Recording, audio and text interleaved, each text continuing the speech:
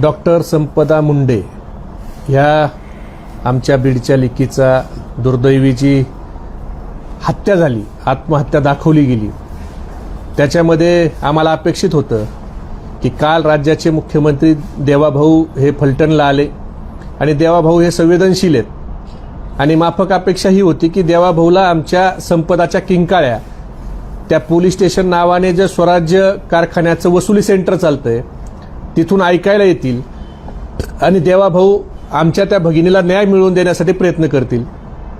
पण दुर्दैवानं देवाभाऊंनी ज्या खासदाराचं नाव संपदानं तक्रारीत लिहिलंय आणि त्याच्या 2 PAचं ज्या जॉबमध्ये त्या ठिकाणी लिहिलंय त्याला क्लीन चिट दिली. जर राज्याचे मुख्यमंत्री देवाभाऊ असे जर गुन्हेगारी प्रवृत्तीच्या पुढाऱ्यांच्या पाठीमागं उभा राहणार असतील तर या राज्यात लेकी बाळी आणि सर्वसामान्य माणसांनी देवाभाऊ न्याय कुणाकडे मागायचा. आमचे अनेक प्रश्न आहेत. आम्हाला ह्या विषयाचं राजकारण करायचं नाही, पण संपदा मुंडेचं ज्या पद्धतीनं मारलं गेलंय त्याच्यावर अनेक प्रश्न आहेत. याची उत्तर हे त्या मुंडे कुटुंबियालाच नाही तर संबंध महाराष्ट्राला आणि बीड जिल्ह्याला मिळणं हे अपेक्षित आहे. देवाभाऊ जिथं संपदाचे मृतदेह आढळला ते हॉटेल कोणतं आहे देवाभाऊ? तर ते हॉटेल मधुदीप आहे. ते मधुदीप हॉटेल कुणाचं आहे? ते मधुदीप हॉटेल हे भोसले नामक व्यक्तीचं आहे, जो भोसले हा रणजितसिंह निंबाळकरांचा संभाव्य नगराध्यक्षपदाचा उमेदवार आहे. त्याच हॉटेलमध्ये कसं संपदाचा आत्महत्या होती? संपदा त्या हॉटेलमध्ये रात्री 1:30 वाजता चेक इन केली असं सांगितलं गेलं. देवाभाऊ पोलिसांनी त्या हॉटेलचे संपदा आल्याच्या अगोदरचे आल्यापासून minute to minute CCTV footage हे तिचं प्रेत बाहेर काढेपर्यंतचं हे तिच्या कुटुंबाला दिलं पाहिजे. तिथं कोण आलं, कोणी धमकवलं का, तिचा घातपात झाला का, त्या हॉटेलमध्ये काय झालं? कारण ते हॉटेल हे तुमच्या रणजितसिंह निंबाळकरांच्या संबंधित भोसले नावक व्यक्तीचं आहे. आणि ज्या संपदाने तक्रार केली, तक्रार काय केली की मला खोटे फिटनेस सर्टिफिकेट द्या म्हणून सांगतायत. हे खोटे फिटनेस सर्टिफिकेट द्या म्हणून कोण सांगतंय? तर 3 पोलीस अधिकाऱ्याचे नावं तिने लिहिले आणि तिने महाडिक नावाच्या ज्या PIला ज्या वेळेला सांगितलं त्यावेळेला त्या महाडिकनं उडवाउडीचे उत्तर दिले. हे 19 जूनच्या तक्रारीत संपदाने म्हणले आणि त्यावेळेला DYSP हे राहुल धस होते. हे राहुल धस कुणाच्या जवळचे आहेत? DYSP हा महाडिक कुणाच्या मनावर काम करतो? हे पाटील, जायपत्रे आणि बदने हे कुणाच्या मनावर काम करतायत हे देखील देवाभाऊ महाराष्ट्राला कळलं पाहिजे. आज ज्या पद्धतीनं संपदा गेली आणि तुम्ही ज्याच्या पाठीवर कौतुकाचे थाप टाकताय देवाभाऊ, हे जे सत्तेच्या बळावर हे जे तुमचे खाली वळू माजलेत ना, ह्या वळूंनी एवढा हैदोस घातलाय. खरं तुम्हाला दिसत नाही का? तुम्हाला बघायचं नाही? हा प्रश्न आता आम्हाला पडलेला आहे. त्या फलटणमध्ये ज्या वेळेला आता आम्ही बोलायला सुरुवात करतो एवढी दहशत आहे, एवढी दादागिरी आहे. त्या फलटणमध्ये दिगंबर हगवणे नावाचा देवाभाऊ एक माणूस आहे. तो 2019ला तुमच्या पक्षाचा विधानसभेचा उमेदवार होता. त्याला 89,000 मतं पडली. त्या हगवणेला 2007 पासून तो रणजितसिंह निंबाळकरांच्या सोबत होता. त्याच्या कुटुंबाने फोन करून मला माहिती दिली. त्या हगवणेच्या वर किती केसेस केल्या देवाभाऊ? ED, MPID, MCOCA. आज 3 वर्ष झाले देवाभाऊ तो हगवणे जो तुमच्या पक्षाचा विधानसभा लढलेला माणूस आहे, आज 3 वर्ष झाले तो जेलमध्ये. त्याच्या बायकोवर सातत्याने केसेस केल्या जातात. त्याची बायको जर कोर्टामध्ये त्या ठिकाणी ताई बसलेल्या असल्या तर तिथं याचा भाऊ रणजित निंबाळकरचा निंबाळकर, त्याचा PA राजेंद्र शिंदे आणि हे रोहित नागटिळे ज्यांनी संपदाला फोन लावून दिला खासदारांना आणि खासदारांनी तिथं तिला हिनवलं की तू बीडची आहे म्हणून अशा पद्धतीनं वागतेस का, दम दिला तिला. हेच ते 2 PA आहेत आणि हाच तो निंबाळकर आहे जो खोटे गुन्हे त्या ठिकाणी पोलीस स्टेशनला दाखल करतो. पोलिसांनी जनतेचं रक्षक असायला पाहिजे, जनतेवर अन्याय होऊ नये ह्या भावनेनं पोलिसांनी काम केलं पाहिजे. पण आता फलटणमध्ये रक्षकच भक्षक बनलेत. त्या हगवणे कुटुंबाच्या 2 मुली आहेत देवाभाऊ, लहान आल्या 2 मुली. जशा निंबाळकरांना मुली आहेत ना तशा त्या हगवणेला 2 मुली आहेत देवाभाऊ. त्या हगवणेच्या 2 मुलीने सुसाईड नोट लिहिली. ती सुसाईड नोट एकदा वाचा देवा भाऊ, तुम्हाला विनंती आहे. आणि त्या मुलीनं वाचल्या त्यांच्या सुसाईड नोटमध्ये त्यांनी लिहून ठेवलंय की खासदाराच्या दबावापोटी आमच्या वडिलांच्यावर कसे गुन्हे दाखल होत आहेत. हे त्यांचे फोटो बघा देवा भाऊ, हे दवाखान्यातले त्यांचे फोटो आहेत. त्या मुलीचा जॉब आहे. आणि हगवणे तुमच्या पक्षाचा उमेदवार आहे, हा काय आमच्या पक्षाचा नाही आहे. आणि आज खासदार रणजित निंबाळकर आम्हाला दबाव करतायत. ह्या मुलींना त्या फिर्यादींनी सांगितलं की आमच्यावर केसेस करा म्हणून. ह्या मुलीच्या सुसाईड नोटमध्ये हे आम्ही सांगत नाही. आणि त्या हगवणेला आज 3 वर्ष झाले, तो जेलमध्ये, त्याच्या बायको फरार. त्याच्या घराचे तुम्ही त्या ठिकाणी कुणी नळ कनेक्शन कट केलं, त्याच्या घराची वीज कुणी कट केली, ज्या हगवण्यांनी, जो 14ला विधानसभा लढला, 19ला विधानसभा लढला. अशा माणसाचे जर हे हाल फलटणमध्ये होत असतील देवा भाऊ, तर आमची संपदा काय? त्या संपदाचा जर छळ होणारच हो. तुम्हाला किंकाळ्या तिच्या नाही ऐकू आल्या.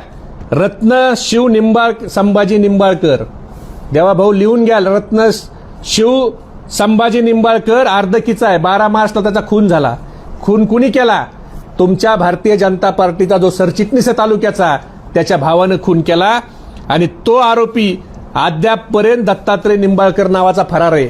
कृष्णा आंधळे सापडला जसा नाही, तसा हा दत्तात्रय निंबाळकर देखील फलटणच्या पोलिसाला सापडलेला नाही. म्हणजे काय अराजकता माजली फलटणमध्ये देवा भाऊ, हे तुम्ही बघताय. तुमचे पोलीस हे स्वराज्य कारखान्याचे कर्मचारी म्हणून काम करतायत.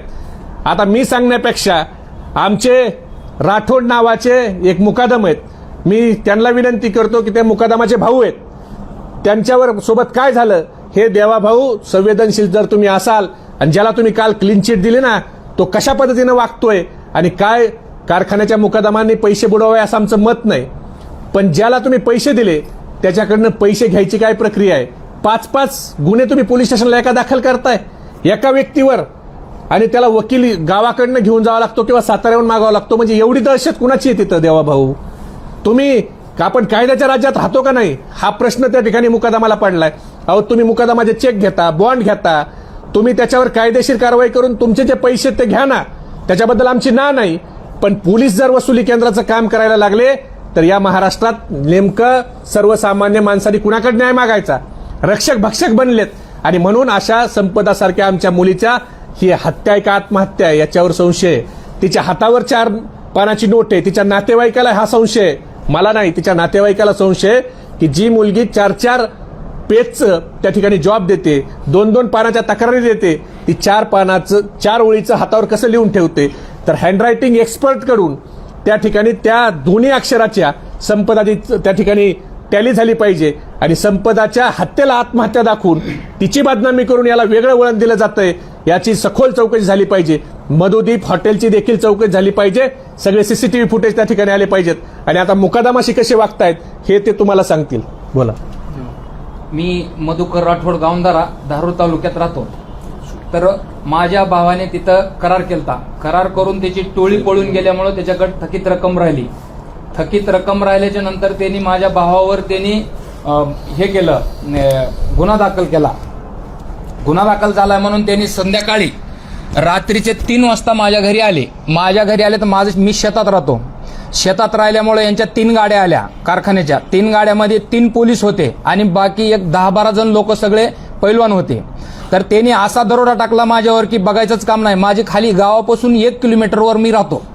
तर त्या ठिकाणी त्यांनी माझ्यावर प्रेशर आणून, माझ्या भावावर प्रेशर आणून, माझा भाऊ त्यावेळेस घरात पण नव्हता, पण माझ्या महिलाशी घरी हुदत घालून परत तिकडे खासदार साहेबाला फोन करून की PI आठवले साहेबाला फोन केला की माझे लोक तिथं मारले, आता माझं एकच घर आहे आणि माझे लोक काय पोलिसाला मारणार आहेत.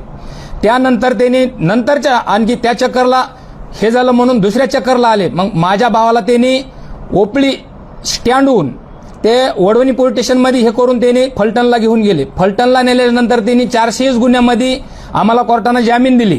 तर जून 1 तारखे ते 15 जून 2024चा हा मॅटर आहे. तर मी नातेवाईक म्हणून माझ्या एका गावामध्ये मुकदम चांगला आहे, भगवान गुले म्हणून, हा माणूस म्हणला, मधुभाऊ तुम्ही आमच्यासोबत या पाहिजे, तुम्ही नातेवाईक आहेत. मी म्हणलं त्यांना मी काही येऊ शकत नाही, पण तुम्ही म्हणलं तर मी येतो. तर मी गेल्याच्या नंतर आम्ही व्यवहार मिटविण्यासाठी तिथं गेलो. व्यवहार मिटवण्यासाठी गेलो तर आमच्या गावातले मध्यस्थी म्हणले तुम्ही थोडं कारखान्याचं काम आहे, आम्ही बोलल्यानंतर या तुम्ही थोडं साईडला थांबा. तर बसस्टँडवर मी ATM मध्ये पैसे काढलेत फलटणमध्ये. आणि फलटणमध्ये बसस्टँडवर पैसे काढून मी मार्केट आपलं भाजीपाला मंडी जी असते त्या भाजीपंडीमध्ये मी आराम करीत होतो. तर मला एक पोलीस स्टेशनहून लँडलाईनहून फोन आला. तर माझ्यावर गुन्हाच नाही तर लँडलाईनहून माझा नंबर कसं काय पोलिसांनी हे केला. सर्च केल्यानंतर माझं लोकेशन तिथं दिसलं. तर 2 गाड्या स्कॉर्पिओ फुल भरून आल्या पैलवानाच्या. आणि कारखान्याचा जो कर्मचारी या पुजारी नावाचा हा सगळ्यात मुकादमाली किडनॅप करायचा आणि तिथं नेऊन हाणमार करून कारखान्याचे पैसे तर याजासकट वसूल करून स्वतः खिशामध्ये कसे पैसे येतील हा काम तो करीत होता. तर माझ्या भावाची रक्कम भरण्यासाठी तर माझे काही एक नातेवाईकाची वाहनं त्याच कारखान्याला चालू होते. तर रक्कम त्यांच्याच कारखान्यात जमा होती. एक 8 लाखाचा व्यवहार होता. तर तिकून शरद चौगुले म्हणून एक कर्नाटकमध्ये कारखाना आहे यादवाड आयशीपील कारखाना. तर शरद चौगुले त्यांना वारंवार फोन करायचे की तुम्ही त्या मधुकर राठोडला त्रास देऊ नका, तुमचा काय व्यवहार असेल मी 1 मिनिटात सॉल्व्ह करतो, मी कारखान्याहून निघालोय कर्नाटकमधून, तर मला येऊपर्यंत थांबा, तुम्ही त्याला कशाला त्रास देता. तर ह्यानी मला त्याला फोन करायला लावायचं आणि ह्यानी मला मारायचं, झाडाला पाय बांधायचे आणि वरून खाली मानावर सोडायचं. तर मानाचा आज बी माझ्या ह्या सगळ्या बाजूचा फोटो जर काढला, कुठल्या दवाखान्यात काढा, माझ्याकडे पैसे नाही दवाखान्यात जायला, हा पूर्ण माझा शरीर खिळखिळा केलेला आहे त्यांनी. आज बी जरी दवाखान्यात गेलो तरी सगळे डॉक्टर सांगतील काय प्रकार आहे ती. म्हणजे 2024 10 तारखेला जून महिन्यामध्ये घटना घडलेली. आज बी माझा आजार बरा झालेला नाही. ह्या कारखान्याच्या पुजारी साहेबांना सगळं माझं वाटोळं केलेलं आहे. आणि त्यानंतर आम्ही व्यवहार मिटवण्यासाठी कारखान्याचे शरद चौगुले कर्नाटकमधून कारखान्यावर येऊपर्यंत त्यांना दम निघाला नाही. मला तिथून भाजी मंडीतून ताब्यात घेऊन विमानतळावर नेऊन मला मारहाण भरपूर केली त्यांनी. आणि त्याच्यानंतर मला माझ्या नातेवाईकाला फोन लावायचा, वरून मार चालू.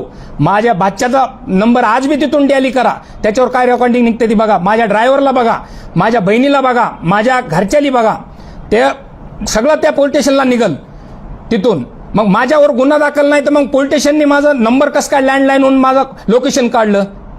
आज कित्येक गुन्हे लोकांवरती तेल नाही लवकर काढत नाही आणि माझं त्यांनी ते लोकेशन काढलं. त्यांनी मला ताब्यात घेतलं, विमानतळावर नेऊन हाणमार करून संध्याकाळी 7 ते 7:30च्या दरम्यान मला पोलीस स्टेशनमध्ये आणलं, फलटण पोलीस स्टेशनला.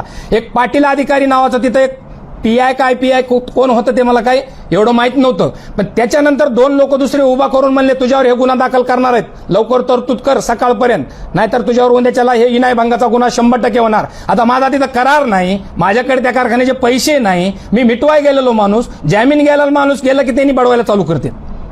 आता तिथून मी नंतर मला नेलं कुठं, निसर्ग दाबा, धनंजय गोविंदराव साळुंके पाटलांचा हॉटेल आहे तिथं निसर्ग. एक 2-4 किलोमीटरवर पुढे गेलं की एक उजव्या साईडला हॉटेल आहे. त्या हॉटेलवर मला रातभर ठेवलं त्यांनी. एक 5 पैलवान ठेवले माझ्यापाशी आणि तिथं मी दिवस निघेपर्यंत, उद्या 10 वाजेपर्यंत पैसे नाही आले तर तुझ्यावर इनायभंगाचा गुन्हा 100% दाखल होणार. आणि आता हे जे आमचे मुंडे डॉक्टर गेलेत, हे कारणास्तव हे जे गेलेत हे आत्महत्या नसून एक घातपात 100% असणार. कारण का की मला माहिती, मी मार सहन केलाय, मी त्याच्यातून वाचलोय. काय मला माझ्या जीवाला मार काय झाला असेल ती मला माहिती. मी त्यांच्या विनंती केली की माझे लेकरं फार लहान आहेत, माझा जीव जाऊपर्यंत तुम्ही मारू नका. अहो मला एक 15 मिनिट मला काही कळलं नाही, एवढं मारलं त्यांनी आजपर्यंत. हे मला मार दिलेला त्यावेळेचा फोटो आहे माझ्याकडं.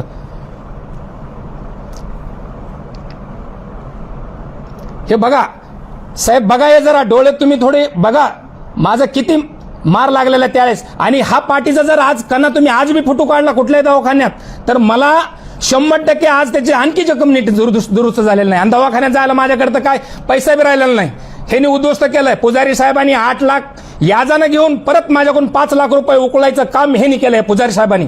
जर खरा निर्णय घ्यायचा असेल डॉक्टर साहेबांचा, उद्या संपदा डॉक्टर ही आमची बहीण वारली, ह्याचा जर खरा शोध घ्यायचा असेल तर पहिलं पुजारी जो अधिकारी नाही कारखान्याचा त्याला ताब्यात घ्या तुम्ही. सगळं बॅकग्राऊंड त्या कारखान्याचं सगळं उघडं पडल. आणि काल जे मुख्यमंत्री साहेब आले ना तिथं, त्या उद्घाटनाला आले नाहीत, ते फलटण कारखान्यात, ते स्वराज कारखान्याचं जो वसुली केंद्राचं उद्घाटन करण्यासाठी आलेले ते. एवढं बोलतो मी. आणि एवढं बोललोय तर मला आणखी त्यांच्या धमकीचे फोन येणार 100%. माझ्या जीवाला त्यांच्यापासून 100% धोका, हे मी आज तुम्हाला मीडियासमोर सांगतो. म्हणजे देवा भाऊ, तुम्ही जर ह्या राठोडांचं ऐकलं तर तुम्ही ज्याला उडान द्यायचं म्हणताय, तुम्ही उडान द्या आणि अशा हजारो लोकांचे बळी घ्या. काय चाललंय महाराष्ट्रात? कायद्याचं राज्य राहिलंय का नाही? तुम्ही मुख्यमंत्री, तुम्ही गृहमंत्री असताना हे तुमचे वळू हे जर अशा पद्धतीनं लोकांच्यावर अन्याय करणार असतील ज्याचा कारखान्याशी संबंध नाही त्या जामीनदाराला उलटं टांगून मारताय. अरे त्या संतोष देशमुखांच्या प्रकरणातल्या आरोपीला कधी उलटं टांगून मारलेला आम्ही बघितलं नाही. एखाद्या बलात्कारातल्या आरोपीला आम्ही उलटं टांगून मारताना कधी बघितलं नाही. आणि तुम्ही कारखान्याचा जामीनदार, पैसे पण त्यांनी घेतले नाही, त्याला उलटं टांगून मारताय. मला जवळपास 20-21 मुकदमाचे कालपासून फोन आलेत आणि काही तर रडतायत, अक्षरशः तिकडनं रडतायत की आम्हाला तिथं कारखान्यात त्या कशा पद्धतीनं टॉर्चर केलं जातं. आणि जे वसुली केंद्र आहे, तुमचं पोलीस स्टेशन नाही राहिलं. फलटण ग्रामीणचं पोलीस स्टेशन हे वसुली केंद्र आहे स्वराज्य कारखान्याचं. तिथं 5-5, 6-6 गुन्हे दाखल होत आहेत. एकाच माणसावर एवढे गुन्हे दाखल होतात. कधीतरी ऑडिट करा ना त्याचं. हे करणार आहेत का नाही तुम्ही? आणि संपदाच्या हत्या का आत्महत्या हे महाराष्ट्राला दाखवण्याची जबाबदारी तुमची आहे. आम्हाला दुःख वाटतंय आणि खेदाने सांगावं लागतंय. काल तुम्ही त्याला क्लीन चिट द्यायची एवढी घाई, राज्याच्या गृहमंत्र्यांनी क्लीन चिट द्यावी. तेव्हा भाऊ एवढं काय राजकारणासाठी पडलंय? तुमच्याकडे महाराष्ट्राचा बघण्याचा दृष्टिकोन वेगळा आहे.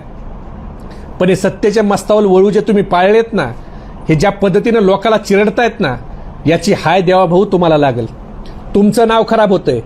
महाराष्ट्राची जनता ह्यांचा अन्याय अत्याचार हे तुमच्या बळावर करतायत हे त्या ठिकाणी वरडून आणि बिंबीच्या देठापासून तळतळून सांगते देवा भाऊ, हा गोरगरिबाचा तळतळाट चांगला नाही. त्यामुळे आमची तुम्हाला विनंती आहे की त्या हॉटेलचे सीसीटीव्ही फुटेज, मधुदीप हे हॉटेल कसं काय योगायोग होतो? सगळं रणजित भोसले, रणजित निंबाळकरांच्या भोवतालचेच लोक कसे संपदाच्या आजूबाजूला आहेत. तो धुमाळ किती दिवसापासून तो धुमाळ तिथे. फलटण काय जहागिरी दिली का त्या धुमाळ डॉक्टरला? त्याची बदली झाली का 3 दिवसांनी बदली कशी त्याची कॅन्सल होती? त्या धुमाळचं फलटणमध्ये त्याला का ठेवलं जातंय? त्याच्या मागे कुणाचा हा वरद असतंय हे आपण सगळ्यांनी बघावं आणि संपदाला न्याय मिळवून द्यावा. तिची आत्महत्या आहे का हत्या आहे हे पडलेलं कोडं तुम्ही सोडवताल अशी आम्ही अपेक्षा व्यक्त करतो. आपण जर बघितलं तर आता डॉक्टरची आत्महत्या झाली का अपघात आहे या स्पष्ट नाही. पण जे कारखान्याचं नाव आपण घेता, हे जे अनेक ऊसतोड मजूर असून किंवा मुकदम असून ह्यांचं मारहाण झाली, त्यांची काही कंप्लेंट वगैरे नाहीत का पहिले झालेले? असं आहे की एवढी दहशत आहे म्हणजे आज काल आम्ही बोललो म्हणून हे राठोड अन्याय आणि अनेक लोकांनी अजून आमच्याशी संपर्क केलाय. हळूहळू आता सगळे लोक पुढे येणार आहेत.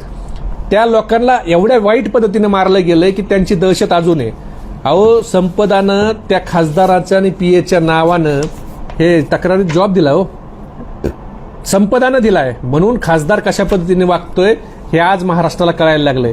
हगवणे कुटुंब जे विधानसभा लढलंय त्याचे काय हाल, त्याच्या घराची लाईट पाणी बंद केलं.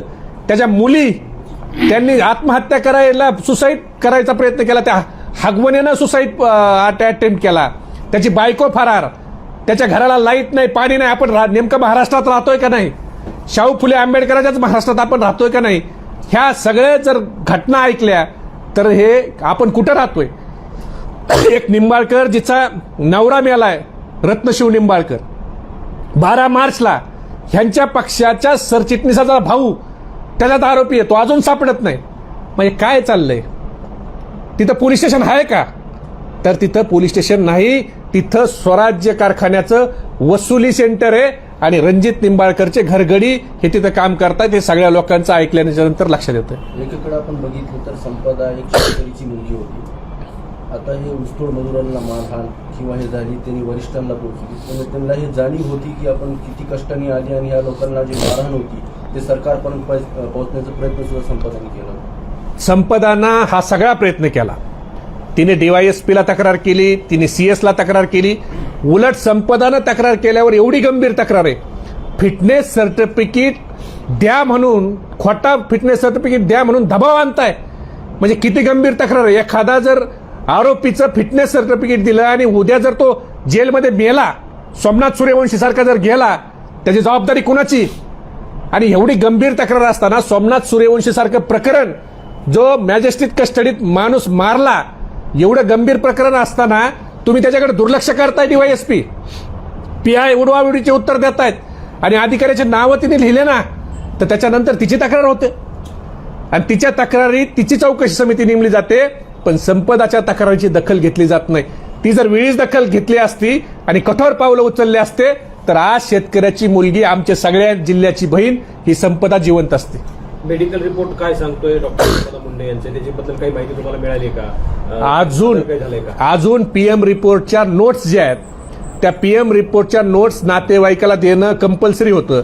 पण काल आम्ही त्याचे भाऊ डॉक्टर आहेत, संपदाचा भाऊ हा डॉक्टर आहे, त्याला विचारलं तर त्या डॉक्टरने सांगितलं की अजून पीएम रिपोर्टच्या नोट्स आम्ही पोलिसांना मागतोय, त्या नोट्स दिल्या नाही. याच्यावरून संपदाच्या सगळ्या ह्या आत्महत्या का हत्या याच्या भोवती जो संशय निर्माण व्हायचं कारण जे आहे की त्याच्या पीएम नोट्स का मिळत नाही, का बघायला भेटत नाही, आतापर्यंत पीएम रिपोर्ट का जाहीर होत नाही, का तिच्या नातेवाईकाला दिला जात नाही, की तुमची मुलगीचं मरायचं कारण हे. आणि जे हॉटेलमध्ये संपदा होती ते हॉटेल कुणाच्या संबंधित आहे, भोसले कुणाच्या संबंधित आहे, कुणाचा नगराध्यक्षपदाचा संभाव्य उमेदवार आहे, मग त्याच्याच हॉटेलमध्ये संपदाचा कसं काय घातपात होतो. ह्या सगळ्या गोष्टी आणि बॉडी कसं खाली उतरून आणली, त्या बॉडीचं व्हिडिओ रेकॉर्डिंग केलं का, स्पॉट पंचनामा करताना फोटो काढले का, ते तिच्या नातेवाईकाला कुटुंबाला दाखवले का, हे काहीच केलेलं नाही. त्यामुळं ह्या सगळ्या गोष्टीत काहीतरी लपवत आहेत. संपदाचा हत्या आहे का आत्महत्या आहे हे त्या ठिकाणी संशय निर्माण होण्यासारखी परिस्थिती आहे. संपदांचं नाव मुंडे म्हणून त्यांची तक्रार घेतली गेली नाही असं काही झालंय तिथं? नाही, तिला तर डायरेक्टच खासदार बोलतानाच बोलले ना की तो बीडची आहे, मुंडे नाव म्हणून नाही म्हणले. त्या तक्रारीत संपदाच्या असं म्हणणं आहे की 10 मिनिटानं माननीय खासदार यांचे 2 PA आले, त्यांनी मला फोन देऊन सन्माननीय खासदार यांनी सांगितलं, तेव्हा मी त्यांना फोनवरील सन्माननीय खासदार यांनी मला विचारणा केली की पोलीस कर्मचारी त्यांची कंप्लेंट आली आहे की तुम्ही बीडचे असल्यामुळे तुम्ही आरोपींना फीट देत नाही. म्हणजे काय, तुम्ही बीडचे म्हणजे सगळं बीड गुन्हेगार, 2-3 लोकांहून तुम्ही आमच्या बीडची पारख करणार, हे खासदारांचं बोलणं आहे. आणि खासदार कोण आहेत, माजी खासदार कोण, त्यांच्याकडे पोलिसांनी तक्रार करायला ते काय पोलीस महासंचालक आहे, ते काय SP आहे का आरोग्यमंत्री आहे, पोलिसांनी कोणत्या अधिकाऱ्यांनी माझ्या खासदाराकडे तक्रार केली. म्हणजे पोलीस कुणाचे घरगडी असल्यासारखे काम करतायत हे यातून दिसून येतं. 10 मिनिटात त्यांचे PA तिथं येऊन फोन जोडून देतात.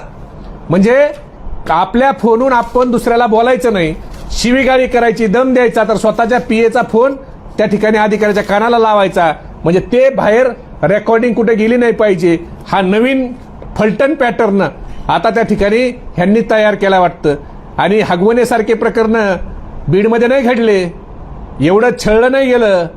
आज आमच्या कृष्णा आंधळे जसा आरोपी इकडला आमच्या बीडचा संतोष देशमुख प्रकरणातला फरार आहे, तसा तुमच्या इकडं तुमच्या भाजपच्या सरचिटणीसाचा भाऊ दत्तात्रय निंबाळकर फरार आहे. म्हणजे बीडपेक्षा तुम्ही फलटण पॅटर्न नवीन आता महाराष्ट्राला दाखवता की आम्ही बीडच्या पुढे आहेत. ते तुमच्या बाजूला बसलेले राठोड आहेत, त्यांनी मला बोलत असताना सांगितलं की अचानक पोलीस येतात मला घेऊन जातात. यांना अरेस्ट करण्याची किंवा मग वॉरंट करण्याची परवानगी नेमकं कोण, मॅजिस्ट्रेटकडून कशी इतक्या तात्काळ परवानगी यांना मिळते? FIR दाखल होतात 2 दिवसात 4 दिवसांनी उचलून कसे काही देतात लोक? मुळात असं आहे की कारखान्याकडे जर बाकी एखाद्या मुकदमाकडे असेल तर त्याने ती भरली पाहिजे का, भरली पाहिजे.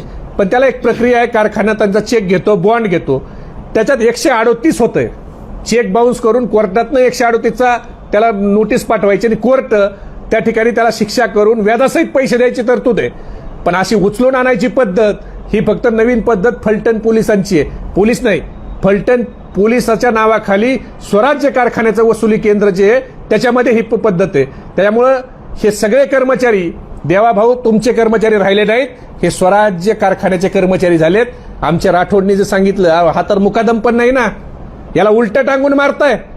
एवढा काय गुन्हा केला त्यांनी, उलट टांगून मारणं एवढा? हे कायदा हातात घ्यायचा अधिकार यांना दिला कुणी?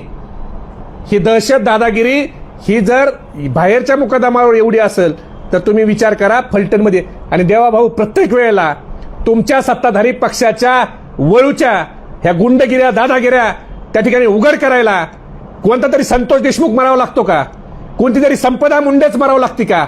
त्याच्याशिवाय ह्या प्रकरणाला वाचा फुटणार नाही का? माणूस जिवंत आहे तोपर्यंत तुमच्या लोकांची दादागिरी तुम्हाला दिसणार नाही का? त्यासाठी कुणाचा तरी बळी जावा लागेल? हे कुठपर्यंत चालायचं?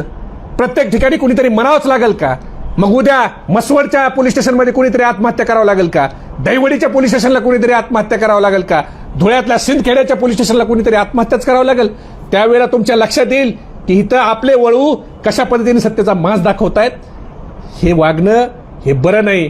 हे आपण कुठं चाललोय कोणत्या मार्गाने चाललोय देवा भाऊ याचा विचार करा.